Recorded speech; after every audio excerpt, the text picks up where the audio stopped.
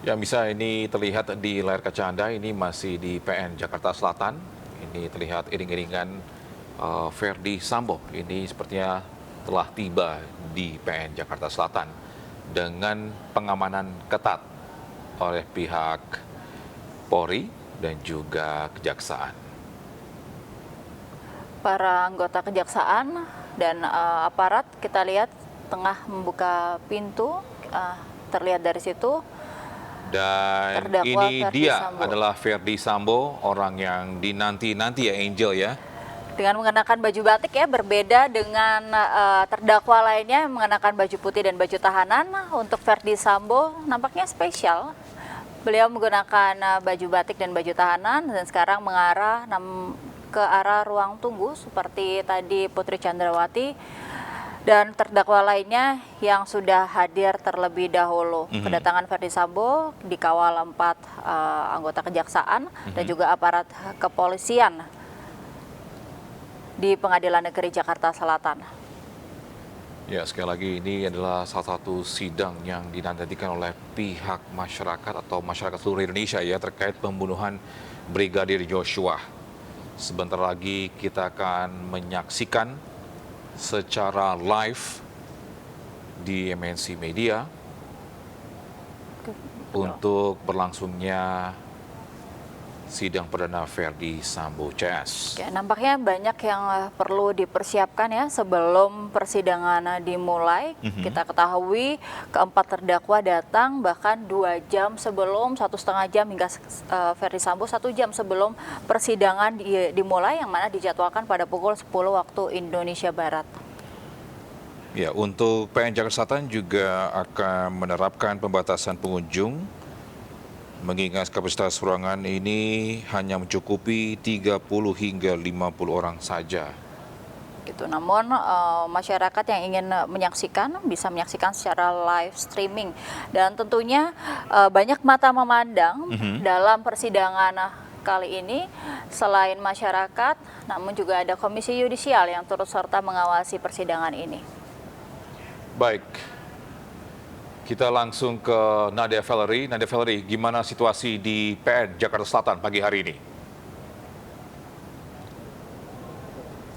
Ya, selamat pagi Angel, Togi dan juga pemirsa. Untuk saat ini situasi di ruang sidang utama Pengadilan Negeri Jakarta Selatan, saat ini kami masih menunggu para terdakwa untuk dihadirkan langsung ke dalam ruang sidang karena tadi pantauan kami di Pengadilan Negeri Jakarta Selatan untuk 4 terdakwa yang akan disidangkan hari ini, diantaranya Verdi Sambo, Putri Chandrawati, Kuat Ma'ruf dan juga Bribki Rizal sudah hadir di lokasi. Namun saat ini mereka masih menunggu di ruang tunggu di dekat ruang tahanan untuk kemudian nantinya mereka akan bersama-sama memasuki ruang sidang utama. Tadi juga berdasarkan keterangan dari Humas Pengadilan Negeri Jakarta Selatan, memang ini belum diputuskan bagaimana nanti teknis persidangan, apakah pembacaan dakwaan ini akan dilakukan satu persatu dari keempat terdakwa ataukah mereka akan langsung didudukkan secara bersama-sama dan pembacaan dakwaan ini juga akan dilakukan secara serentak. Kemudian untuk proses persidangan hari ini, Angel, Togi dan juga pemirsa, agendanya adalah pembacaan dakwaan yang akan dimulai pada pukul 10 pagi waktu Indonesia Barat, di mana sebelumnya kalau kita melihat pembacaan dakwaan yang sudah dirilis oleh Pengadilan Negeri Jakarta Selatan ini, memang dari dakwaan yang akan dibacakan ini akan merunutkan bagaimana kejadian yang berlangsung di kediaman Verdi Sambo dan juga Putri Chandrawati di Magelang, Jawa Tengah, 1 hari sebelum pembunuhan Brigadir Joshua, di mana ini dikatakan menjadi motif ataupun apa yang menyebabkan terjadinya perencanaan pembunuhan oleh Verdi Sambo. Dan saat ini pantauan kami di belakang Angel, Togi dan juga pemirsa, ini memang saat ini sudah dilakukan persiapan di mana sesaat lagi akan dimulai persidangan dengan agenda pembacaan dakwaan untuk kasus pembunuhan Brigadir Nofriansyah Yosua Huta Barat. Ya, Angel, Togi. Ya, Nadia Valerie, apakah di sana juga sudah hadir tim kuasa hukum dari para terdakwa mungkin yang Anda ketahui?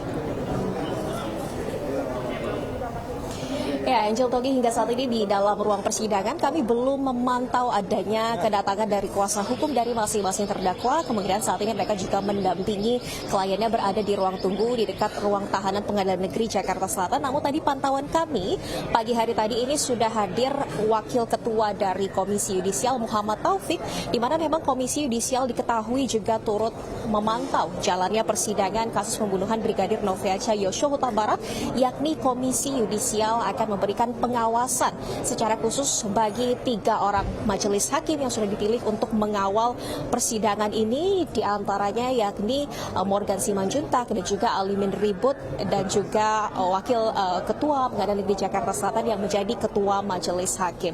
Dan saat ini juga kami masih memantau siapa saja yang akan memasuki ruang persidangan nanti, baik dari pihak jaksa penuntut umum dan juga dari keempat terdakwa yang akan dihadirkan serta para pihak kuasa hukum. Ya, Angel, Togi. Baik, terima kasih Nadia Valeri melaporkan langsung dari Pengadilan Negeri Jakarta Selatan. Selamat bertugas kembali.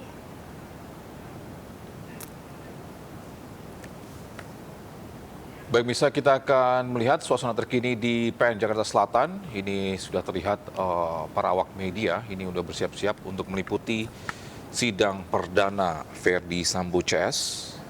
Baik, seperti yang tadi disampaikan jurnalis MNC Media bahwa saat ini di ruang sidang tengah dilakukan persiapan sehingga para awak media tengah meliput adanya persiapan yang akan dimulai persidangannya pada 1 jam mendatang.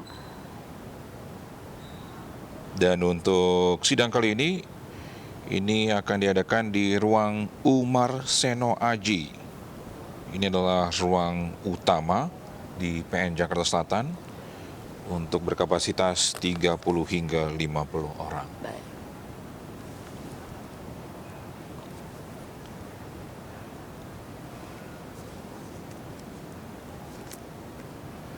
Baiklah, kita kembali lagi dengan Pak Hairul Muriman Setiabudi, ini Kaprodi, Kajian Ilmu Kepolisian Sekolah Kajian Strategik dan Global Universitas Indonesia.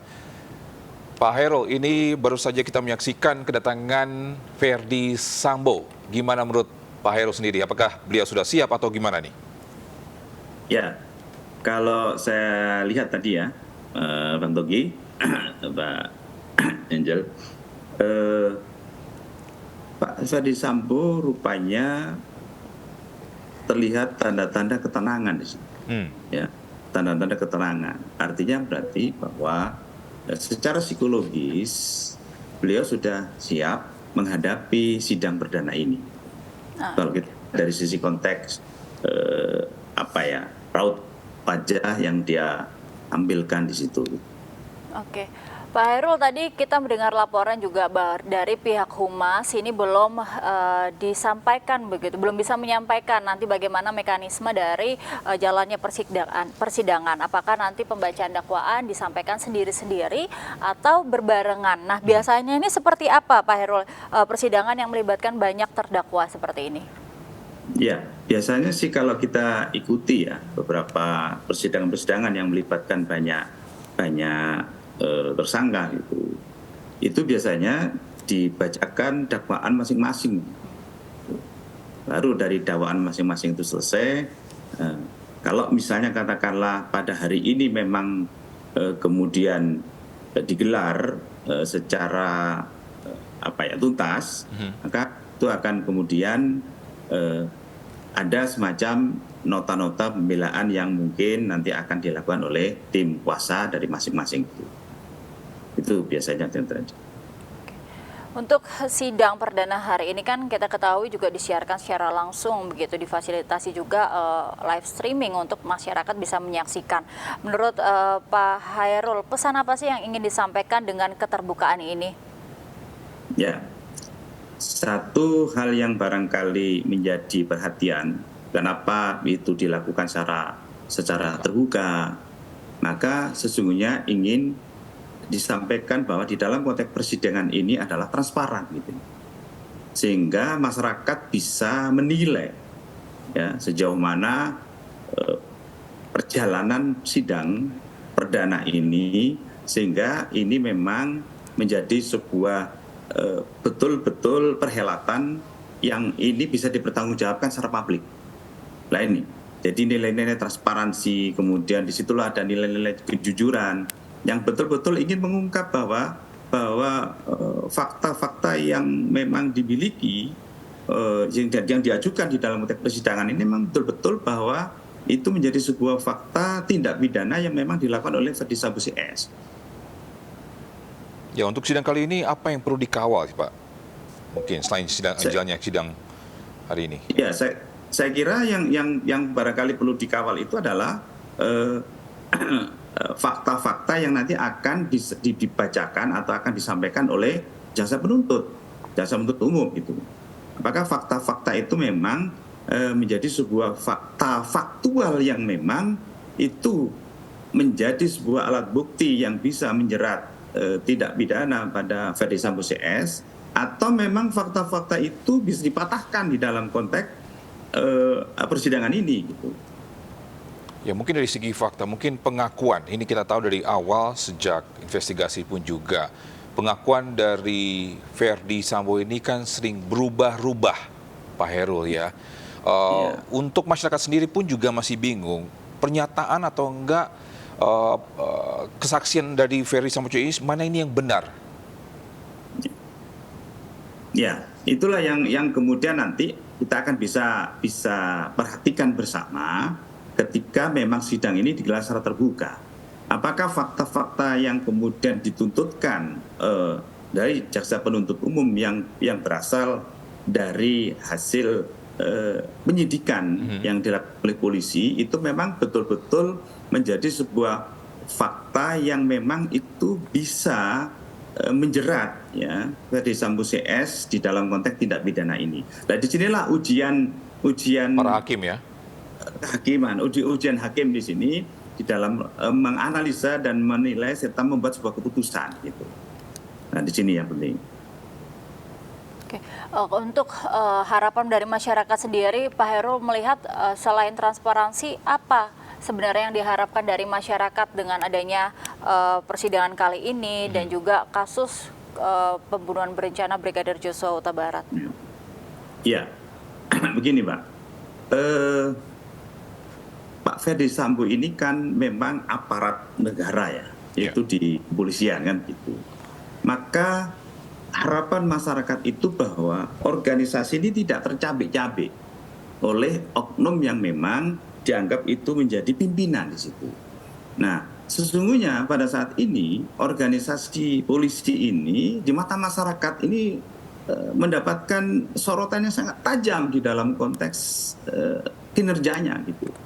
Nah, oleh karena itu ini menjadi sebuah tuntutan atau sebuah istilahnya itu perjuangan bagi sebuah organisasi yang memang betul-betul ingin mengembalikan sebuah citra sehingga organisasi polisi ini memang betul-betul organisasi yang profesional. Nah itu sehingga rakyat atau masyarakat itu menganggap bahwa polisi itu organisasi itu ada dan baik gitu. Karena harapan masyarakat itu besar sama polisi terkait persoalan-persoalan tindak pidana atau penegakan hukum yang dijalankan oleh organisasi itu. Gitu. Ya, ini pendapat Pak Hairul sendiri ini terkait dengan mungkin institusi polisi di Indonesia ini kan belakangan banyak permasalahan terkait dengan pihak polisian juga termasuk Ferdy Sambo. Bagaimana tanggapan Anda terkait dengan institusi polisi? Baik, jadi sekarang polisi ini atau organisasi polisi ini memang lagi diuji di dalam konteks konflik di dalam konteks masalah-masalah sosial di Indonesia ini. Nah, disinilah peran polisi sebagai menegakkan hukum ini memang betul-betul harus bisa dijalankan secara profesional, sehingga betul-betul bahwa hukum ini memang berlaku untuk siapapun gitu, tidak hanya masyarakat, tetapi juga untuk memang anggota-anggota polisi yang memang itu dianggap melanggar etika profesi kepolisian itu. Sehingga ini menjadi sebuah harapan besar bagi masyarakat. Disitulah perlunya polisi gitu. Karena kalau tidak nanti masyarakat sudah tidak terpercaya kepada polisi dan kan itu akan memiliki sebuah kecenderungan yang bisa katakanlah liar gitu. Nah, harapan satu-satunya adalah di dalam konteks penegakan hukum ini di awal prosesnya adalah pada polisi. Pak Hairul, masalah yang melibatkan Ferdy Sambo ini nampaknya kan membuka borok di institusi Polri begitu, sampai dari Ferdy Sambo banyak kasus-kasus lain juga yang melibatkan anggota kepolisian ataupun perwira tinggi Polri. Presiden Jokowi pun pekan lalu hari Jumat kemarin juga sampai memanggil perwira tinggi Polri ke istana untuk memberikan ujangan. Nah, Pesan yang dimaksud dari Pak Jokowi ini kepada institusi Polri sendiri menurut Pak Heru seperti apa, Pak? Ya, kalau menurut saya itu tidak hanya sekedar jangan, tapi itu warning bagi organisasi polisi kalau menurut saya. Karena apa? Karena berbagai rentetan kasus ini ternyata kok justru melibatkan para petinggi-petinggi gitu ya, atau para petugas polisi. Yang sesungguhnya petugas polisi itu adalah merupakan wakil daripada eksekutif di bidang Harkamtibmas, pemeliharaan keamanan ketertiban masyarakat dan penegakan hukum. Nah, ini kalau kemudian tidak bisa dijalankan dengan baik, maka negara itu katakanlah dalam konteks penegakan hukum dan pemeliharaan keamanan ketertiban masyarakat itu menjadi lemah, gitu. Sehingga negara tidak bisa hadir di situ.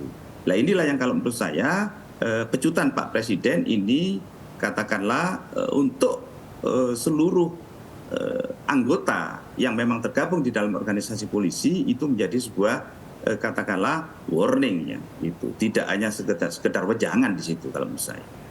Oke.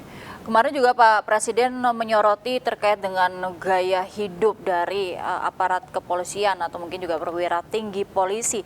Menurut Pak Hairul, gaya hidup perwira tinggi khususnya petinggi-petinggi di anggota kepolisiannya seperti apa sampai-sampai kok bisa disoroti dari seorang presiden gitu? Ya, ini sih kalau menurut saya bukan hal yang baru gitu ya, bahwa gaya hidup hedon itu akan diberikan kepada seseorang atau anggota siapapun yang memang dianggap itu memiliki kelebihan-kelebihan, terutama menyangkut tentang pendapatan kan begitu. Nah, sehingga tidak terasa bahwa gaya hidup ini sesungguhnya juga harus dipertanggungjawabkan di dalam konteks organisasi profesi seperti kepolisian. Nah, ini yang barangkali juga menjadi sebuah perhatian. Ya, sebagai penegak hukum dan dia statusnya adalah sebagai pegawai negara, ya tentunya harusnya bisa menempatkan diri di dalam konteks berperilaku di situ. Bangunlah itu sebuah perilaku kinerja, tapi bukan perilaku yang sifatnya hedon, yang ingin disampaikan oleh Pak Presiden kepada seluruh anggota polisi pada saat itu. Oke, berarti sejauh ini dari pandangan atau pengamatan Pak Hairul, citra dari institusi Polri seperti apa? Apakah masih ada harapan begitu dari masyarakat kepada Kepolisian Republik Indonesia? Ya, kalau kita berbicara tentang harapan, tadi sudah saya sampaikan juga bahwa harapan masyarakat Indonesia di dalam pada organisasi polisi itu adalah kembali menjalankan profesi sesuai dengan orientasinya, yaitu memelihara keamanan, ketertiban dan masyarakat serta penegakan hukum yang benar gitu, yang sejalan dengan etika profesinya gitu. Itu harapannya. Nah, oleh karena itu sebenarnya banyak pelaku-pelaku atau anggota polisi itu yang baik di lapangan itu. Cuman kadang-kadang kebaikan-kebaikan itu akan bisa atau mudah terhapus karena ada kinerja-kinerja oknum yang kemudian itu bisa merusak organisasi dan merontokkan kepercayaan masyarakat. Ya, dulu pada saat bagaimana polisi membangun sebuah perilaku polisi lalu lintas di jalan misalnya, menyangkut tentang suap dan sebagainya, itu sangat-sangat getol diberantas. Sehingga akhirnya kemudian muncullah e-tilang yang kemudian itu katakanlah mengurangi pertemuan antara polisi dengan masyarakat, sehingga kemudian itu bisa dilakukan dengan baik. Nah, di dalam konteks penegakan hukum juga demikian gitu ya. Itu harapannya adalah bahwa siapapun yang memang itu katakanlah melanggar hukum, ya itu harus ditindak. Namun di dalam konteks tindakannya harus profesional. Ya, harus profesional. Nah, disitulah yang kemudian kalau kinerja itu bisa dibangun dengan baik, maka trust publik itu akan bisa menjadi baik juga. Tapi kalau selama kinerja itu tidak diperbaiki, maka itu tidak akan bisa melahirkan trust publik. Nah, ini yang kemudian akhirnya nanti lama-lama ada kejenuhan sisi masyarakat. Ini ada petugas polisi dan tidak sama saja gitu. Nah, ini yang tidak kita harapkan. Baik, Pak Heru, ini mungkin saya kembali lagi ke kasus Ferdy Sambo terkait dengan pernyataan Ferdy Sambo belakangan pun juga menyatakan permintaan maaf terhadap keluarga ini ya, Brigadir Joshua yang selama ini mungkin ditunggu-tunggu oleh pihak keluarga. Akhirnya dikeluarkan atau pernyataan ini keluar dari Ferdy Sambo meminta maaf. Bagaimana tanggapan Anda? Ya, selayaknya kalau memang mengakui konteks yang namanya bersalah, maka selayaknya sebagai manusia yang menjadi makhluk sosial itu sewajarnya lah bisa memberikan sebuah katakanlah pernyataan untuk meminta maaf kan. Nah, mudah-mudahan dengan meminta maaf itu secara hubungan sosial atau makhluk sosial, maka itu bisa katakanlah memberikan sebuah pemaafan atau permaafan bagi keluarga. Meskipun memang dalam konteks kasus ini ya sudah terjadi bahwa yang namanya Brigadir Joshua itu adalah sudah meninggal. Nah, pemaafan ini dalam kerangka kalau menurut saya hanya memenuhi kewajiban sisi konteks rasa sosial sebagai makhluk hidup, saya kira itu. Nah, yang bikin penasaran juga ini, Pak. Ini kan kalau seandainya sudah diperlihatkan ya para tersangka di depan awak media mencopot maskernya. Hingga saat ini, Pak Heru, kita belum melihat muka dari Ibu Putri. Kenapa ketika dilihatkan di awak ke depan umum, masker tersebut itu tidak dicopot? Ya, ada hal-hal yang mungkin menurut katakanlah petugas gitu ya. Karena persoalan masker ini kan sesungguhnya menjadi sebuah bagian daripada perilaku hidup sehat sekarang ini kan gitu. Nah, tetapi bisa saja sebenarnya petugas bisa memaksa kalau memang petugas itu ingin katakanlah memperlihatkan wajah secara gamblang, secara terang kepada publik, kepada masyarakat. Namun di satu sisi mungkin juga ada sisi-sisi yang bisa saja Kesehatan ya, Pak ya?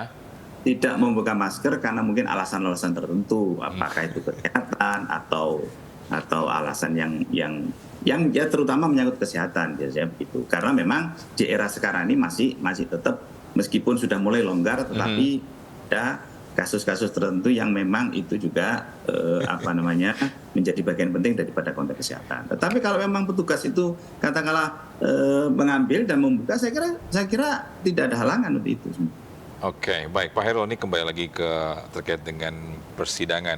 Kalau dulu ada kasus Jessica yang panjang sekali, apakah kasus ini atau enggak sidang kali ini akan segitu panjangnya juga? Karena kan sebelumnya kan kita juga menunggu, sudah 3 bulan ini akhirnya ada sidang dakwaan terhadap Ferdy Sambo CS. Nah, untuk proses persidangannya ke depannya, apakah akan panjang juga? Saya kira untuk kasus Pak Ferdy Sambo CS ini tidak akan terlalu panjang. Karena apa? Fakta-faktanya itu sudah jelas terungkap. Berbeda sekali dengan pada masa Jessica yang itu sangat-sangat rumit di dalam konteks ada sisi-sisi psikologi yang sangat terpendam di situ. Tetapi di sini terungkap semua, terang semua, ya. Baik dari katakanlah fakta-fakta yang real, yang beredar, sampai kemudian digelar perkara, itu semua sebenarnya sudah clear gitu. Cuma dalam konteks persiapan, pemberkasan dan sebagainya, disitulah diperlukan sebuah waktu yang mungkin itu menjadi bagian agenda kinerja dari pihak kepolisian yang nanti yang kemudian selesai dan diajukan kepada kejaksaan. Nah, disitulah yang sekarang ini kita akan lihat bagaimana kinerja kejaksaan untuk menyelesaikan perkara ini dengan tepat dan cepat. Saya kira tidak terlalu panjang. Oke. Pak Heru melihat kasus ini sudah bergulir kurang lebih 3 bulan lebih gitu ya. Pak Heru melihat ini apakah suatu rentang waktu yang lama untuk pemecahan kasus dari pembunuhan berencana begitu? Ya, saya kira ini begini, karena kasus konteks pidana ini kan didahului dengan sidang kode etik. Nah, di dalam kode etik itu sendiri juga sudah ada aturan-aturan main yang memang itu memakan waktu untuk katakanlah memberikan kesempatan banding dan sebagainya dari tersangka gitu. Nah, dari sisi waktu itulah yang barangkali polisi di dalam konteks sidang kode etik itu memperhatikan waktu sesuai dengan kode etik yang memang sudah dibentuk atau dibangun gitu ya gitu. Nah, kemudian tinggal bagaimana penyidik itu menyelesaikan pemberkasan yang sesungguhnya penyidik ini juga akan hati-hati karena ini menyangkut tentang konteks fakta dan barang bukti kan begitu. Nah, sehingga kinerja penyidik juga kemudian dipertaruhkan untuk katakanlah menyelesaikan berkas perkara yang memang sudah disiapkan. Nah, karena memang ini banyak ya, tidak tunggal gitu ya, Pak Ferdi. Ini kan juga ada Ibu Putri, ada Baikuni dan sebagainya, dan itu kalau menurut saya perlu penyiapan pemberkasan dan itu perlu waktu. Nah, kira waktu yang sudah ditetapkan oleh polisi itu sudah kelar, sudah selesai. Nah, saya kira dari sidang kode etik sampai kemudian pemberkasan itu mungkin hampir 2 bulan lebih lah. Nah, baru kemudian dinilai oleh jaksa ya. Bahkan bisa saja waktu itu ada penilaian yang harus katakanlah menjadi perbaikan. Nah, itu bisa memakan waktu kembali ya gitu. Apa yang menjadi hambatannya Pak ya? Saya kira di dalam konteks ini menunggu waktu masa maksimal dari konteks pemberkasan saja ini, saya kira Mas. Nah, sehingga ini kalau menurut saya sudah clear dari polisi sudah clear, tinggal nanti bagaimana kejaksaan membangun sebuah kinerjanya di dalam konteks persidangan ini. Saya kira 3 bulan ini juga istilahnya cukup, ya? Waktu-waktu yang sifatnya normal lah kalau menurut saya begitu. Oke. Memang berkasnya banyak gitu ya. Ada 5 pemberkasan. Oke. Untuk persidangan ini ke depannya nanti bagaimana Pak Khairul tahapan dari persidangan ini, agenda-agendanya seperti apa saja biasanya Pak? Ya, saya kira pertama memang nanti sidang pertama ini adalah istilahnya tuntutan kan gitu. Baru nanti mungkin sidang kedua itu adalah menyangkut tentang persoalan jawaban-jawaban atau pledoi yang mungkin dari tim kuasa tersangka. Baru setelah itu kemudian ada penilaian dan setelah itu hakim memberikan sebuah keputusan. Saya kira itu. Untuk kasus Sambo ini Pak, nantinya jika sudah selesai, apa yang perlu dibenahi? Atau mungkin sekarang sudah masuk di persidangan, apa yang perlu dibenahi Pak untuk institusi Polri? Saya kira kalau kita berbicara konteks institusi Polri, maka Polri harus betul-betul bisa katakanlah memperbarui budaya organisasi yang memang saat ini masih banyak istilah itu masih banyak tidak komit ya di dalam konteks penegakan hukum maupun Harkamtibmas. Nah, ini harus diubah bahwa budaya organisasi polisi ini memang betul-betul harus mengalami sebuah perubahan mindset dan kultur set ya gitu. Nah, ketika kita bicara mindset inilah yang barangkali perlu menyangkut tentang personal ya. Bagaimana membangun sebuah kompetensi di dalam menangani penegakan hukum misalnya gitu.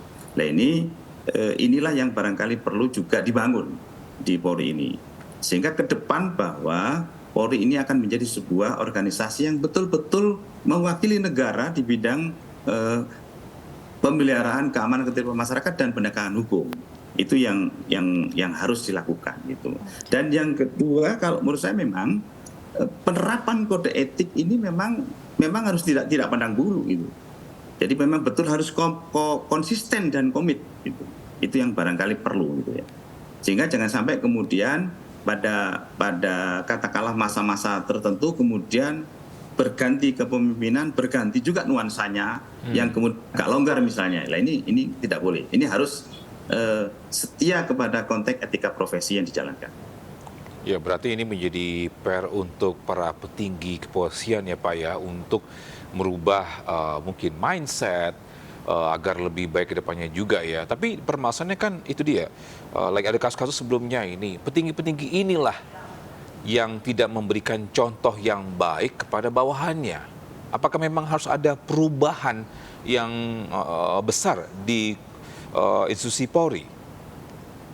Ya, saya setuju harus ada perubahan besar gitu. Karena memang kalau kita lihat bahwa perubahan perilaku itu memang harus dari kepemimpinan.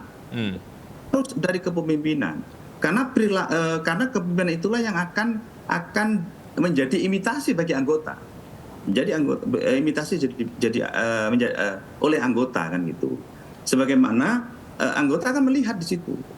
Kalau pimpinan-pimpinan saya saja itu berperilakunya tidak sesuai dengan hukum yang berlaku, ya pasti akan meniru dia gitu.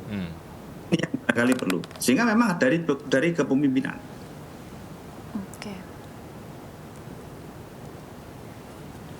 Oke, baik.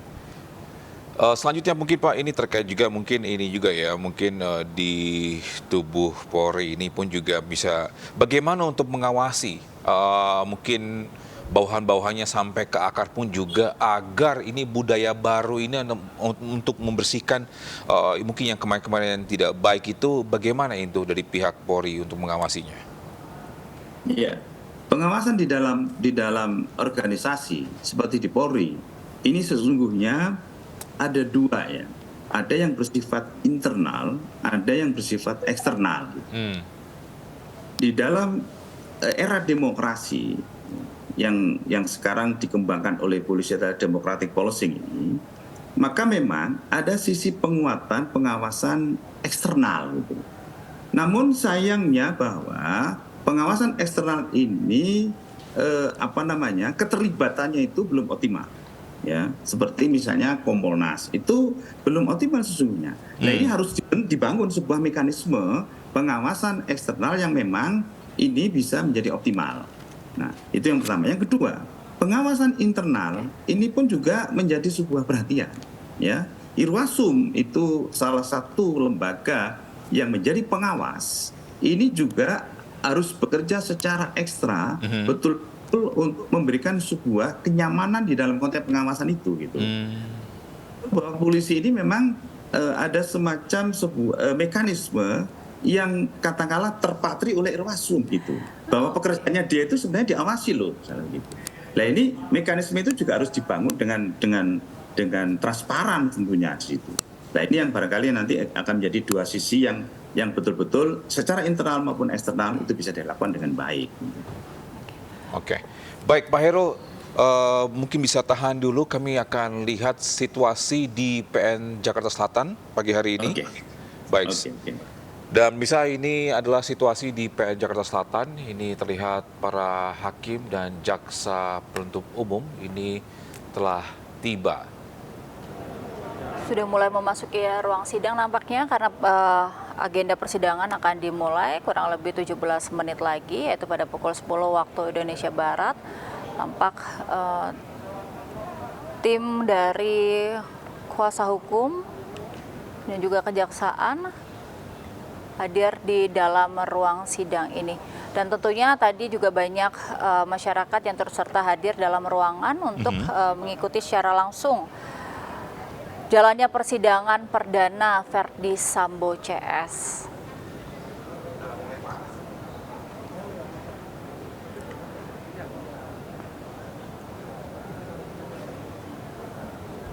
Tadi kita juga sudah mengetahui bahwa dari 2 jam hingga 1 jam yang lalu para terdakwa ini sudah tiba di Pengadilan Negeri Jakarta Selatan, diawali dari Putri Chandrawati, kemudian Bribka Riki dan juga Kuat Maruf, serta terakhir kedatangan Verdi Sambo gitu. Dan untuk agenda sidang pagi hari ini dipimpin oleh 3 hakim dari Pengadilan Negeri Jakarta Selatan, yakni Wahyu Iman Santosa, Morgan Simbanjuntak, dan Alimin Ribut Sujono. Dan agenda pada hari ini yaitu pembacaan dakwaan nanti akan dirunut sesuai dengan alibi masing-masing atau keterangan masing-masing selama masa proses penyelidikan.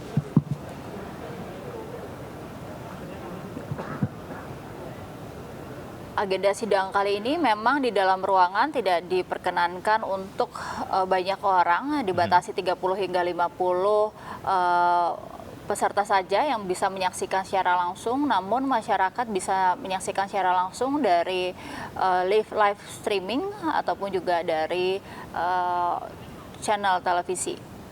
Dan dikabarkan juga Komisi Yudisial ini akan memantau langsung persidangan pagi hari ini. Komisi Yudisial pun sudah mengerahkan 2 tim dan juga sehari sebelumnya pun juga sudah memasang CCTV begitu ya untuk bisa mengawasi kinerja dari para hakim ataupun jalannya persidangan.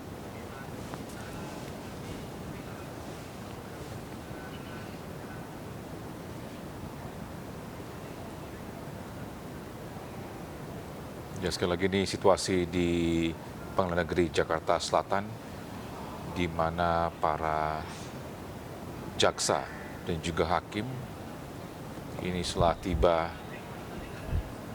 Oke, baik.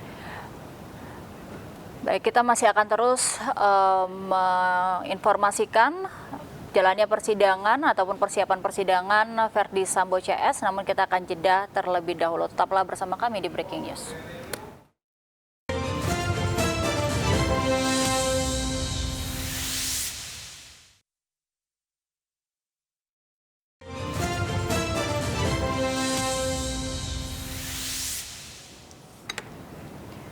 Ya, kita kembali di Breaking News MNC News. Kembali ke persidangan perdana ya. Tadi beberapa menit yang lalu Verdi Sambo telah tiba di ruang sidang. Dan saat ini nampaknya akan dimulai persidangan perdana dari Verdi Sambo CS. Yang bisa sambil menunggu dimulainya sidang pagi hari ini.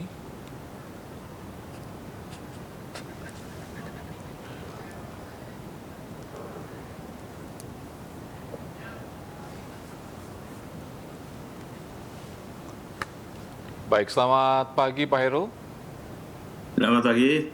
Oke, baik. Pak Hairul, ini baru saja kita menyaksikan Verdi Sambo telah masuki ruang sidang nih Pak. Sebentar lagi kita akan menyaksikan pada pukul 10 waktu sebagian Barat. Ini harapan. Singkat saja Pak Hairul, untuk harapan dari sidang hari ini, mungkin bisa disampaikan kepada kami sebelum nanti kami akan menyaksikan langsung persidangan hari ini. Ya. Baik, terima kasih Mbak Angel ya.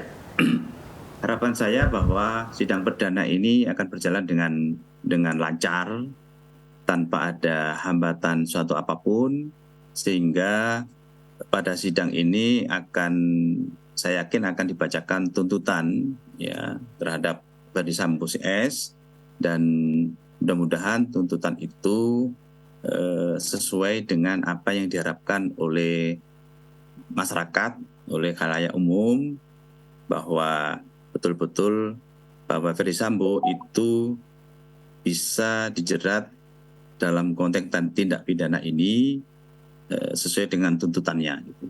Nah, saya kira tuntutannya itu sebenarnya kalau kita lihat masyarakat itu kepinginnya itu adalah ya tuntutan hukuman mati atau seumur hidup gitu. Tapi nanti bagaimana kita akan mendengarkan, kita akan memperhatikan seksama bersama-sama bagaimana jaksa penuntut umum itu memberikan sebuah konteks dakwaannya di situ. Baik, saya kira itu. Ya, baik. Menjadi harapan kita semua ya bahwa persidangan ini dapat berlangsung secara transparan dan tentunya dapat memberikan keadilan bagi keluarga dan juga almarhum Brigadir Joshua Huta Barat. Terima kasih Pak Khairul Muriman Setiabudi, Kaprodi Kajian Ilmu Kepolisian, Sekolah Kajian Strategik dan Global Universitas Indonesia telah bergabung bersama kami. Terima kasih Pak Khairul, salam sehat. Terima kasih untuk Ki, salam sehat. Mbak Angel, sehat semua. Baik, Misa, kita akan menyaksikan langsung ini jalannya persidangan perdana Verdi Sambo CS. Ini sudah kita lihat di layar kaca Anda. Sekali lagi, Verdi Sambo telah hadir di persidangan. Benar yang mulia. Tempat lahir baru, umur 49 tahun, tanggal lahir 9 Februari tahun 73, jenis kelamin laki-laki. Kebangsaan Indonesia, tempat tinggal Jalan Saguling Jalan Saguling 3 nomor 29, Kelurahan Duren 3, Kecamatan Pancoran 1, Kota Administrasi Jakarta Selatan, Provinsi DKI Jakarta, dan Komplek Polri Duren 3 nomor 46 RT 5 RW 1 Kelurahan Duren 3, Kecamatan Pancoran, Kota Jakarta Selatan, sesuai KTP atau alamat tinggal Jalan Saguling 3 nomor 29 Pancoran, Jakarta Selatan. Benar? Benar yang mulia. Agama Kristen, pekerjaan anggota Polri, pendidikan S2. Benar yang mulia. Saudara ditahan sejak tanggal 12 Agustus hingga saat ini. Benar yang mulia. Benar? Baik, saudara didampingi oleh penasihat hukum dalam hal ini. Benar yang mulia. Silakan ditunjukkan surat kuasanya.